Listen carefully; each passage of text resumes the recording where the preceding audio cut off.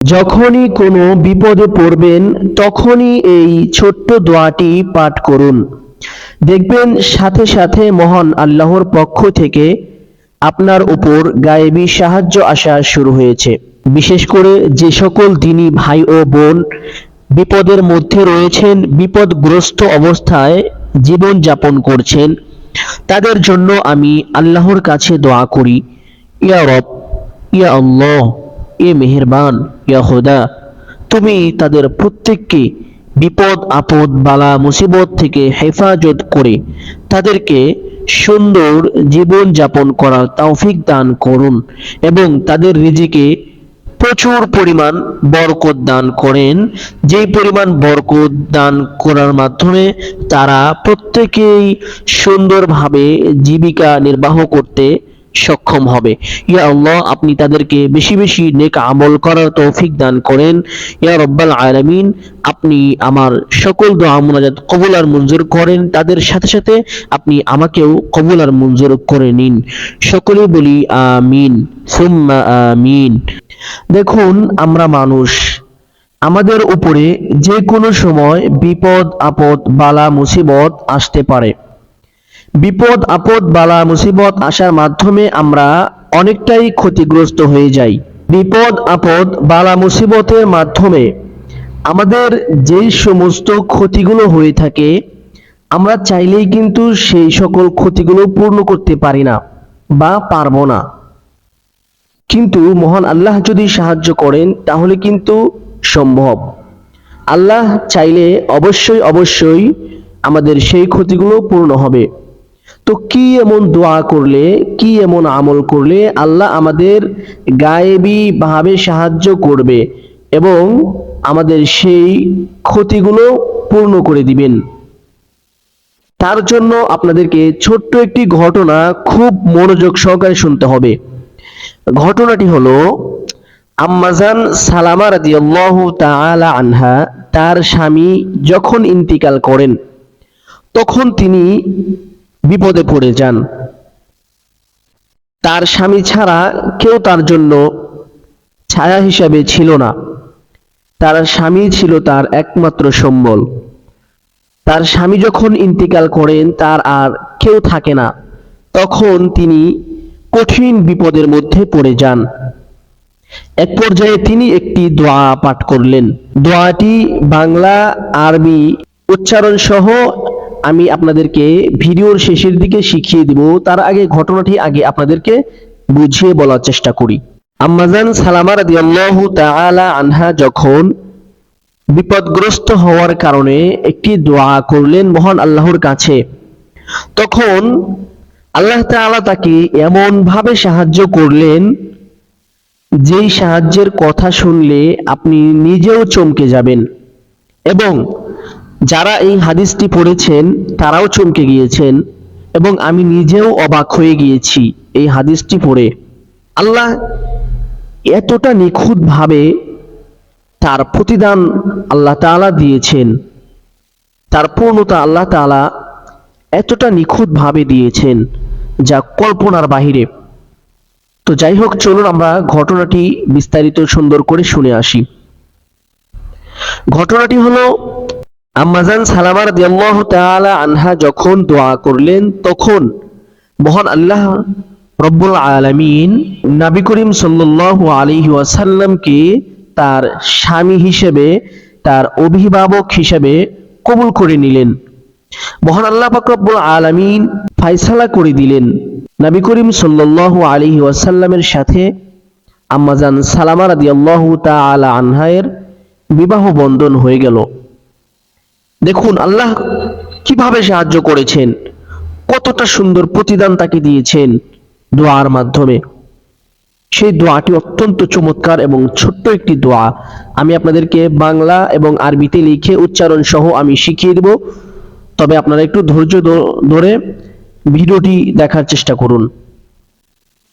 আল্লাহ তাআলা চাইলে অনেকভাবেই আপনাকে সাহায্য করতে পারে, তবে আল্লাহ যদি সাহায্য না করেন তাহলে মনে রাখবেন, পৃথিবীর কোনো মানুষ নেই, পৃথিবীর কোনো বস্তু নেই আপনাকে সাহায্য করবে। অতএব সাহায্য চাইতে হইলে মহান আল্লাহর কাছেই চাইতে হবে। কারণ আল্লাহ ছাড়া সাহায্যকারী আর পৃথিবীতে কেউ নেই। অতএব সকল সাহায্য আল্লাহর কাছে আমরা চাইব। তো কিভাবে চাইব? আম্মা জান সালামা রাদিয়াল্লাহু তাআলা আনহা কি দোয়া করেছিলেন সেই দোয়াটি আমরা শিখব। তো চলুন আমরা শিখে আসি। সর্বপ্রথম আপনারা পাক পবিত্র হয়ে এবং একটি পবিত্র স্থানে পশ্চিম দিকে বসে কয়েকবার দুরূদ পাঠ করবেন। দুরূদের মধ্যে সবচেয়ে উত্তম দুরূদ হলো যে দুরূদটি আমরা নামাজের মধ্যে পাঠ করে থাকি। তো এই দুরূদটি আমি আপনাদেরকে একবার পাঠ করে শুনিয়ে দেব। আপনারা চেষ্টা করবেন এই দুরূদটি পাঠ করার। আল্লাহুম্মা সাল্লি আলা মুহাম্মাদিন ওয়া আলা আলি মুহাম্মাদ কামা সাল্লাইতা আলা ইব্রাহিমা ওয়া আলা আলি ইব্রাহিম ইন্নাকা হামিদুম মাজিদ।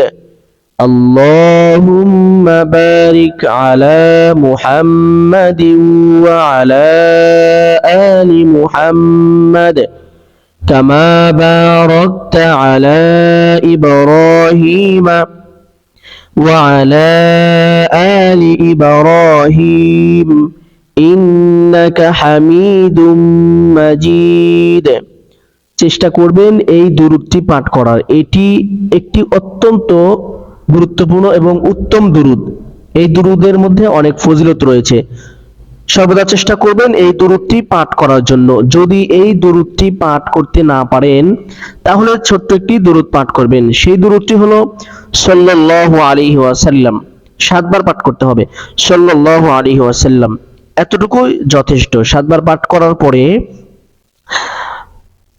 একটি প্রচলিত দোয়া, আমরা সকলেই দোয়াটি কম এবং বেশি প্রত্যেক মানুষই জেনে থাকি। সেই দোয়াটি হলো ইন্না লিল্লাহি ওয়া ইন্না ইলাইহি রাজিউন।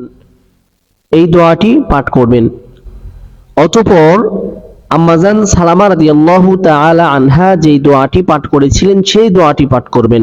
সেই দোয়াটি হলো اللهم أجرني في مصيبتي وأخلف لي خيرا منها اللهم أجرني في مصيبتي وأخلف لي خيرا منها।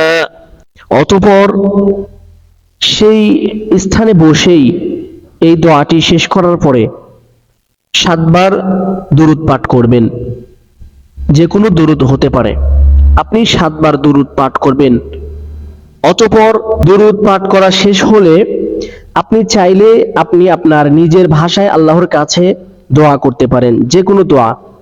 বিশ্বাস করেন বা না করেন, এটা সত্যি যে আল্লাহ আপনার দোয়া ফিরিয়ে দিবেন না, সাথে সাথে কবুল করে নেবেন এবং আপনাকে গায়েবী রিজিক দান করবেন এবং আপনাকে সমস্ত বিপদ আপদ থেকে আল্লাহ তাআলা হেফাজত করবেন এবং আপনাকে উত্তম ফায়সালা করে দিবেন।